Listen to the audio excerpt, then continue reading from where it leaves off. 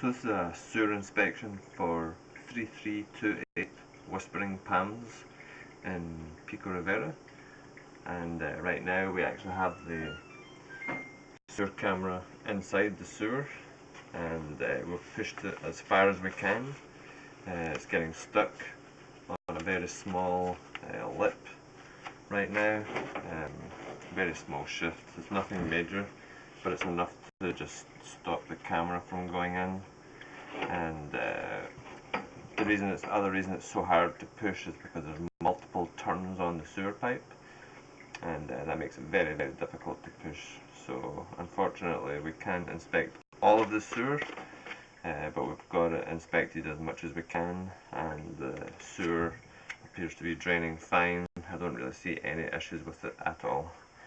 But I'll pull the camera back just so we can record it for you guys. Okay.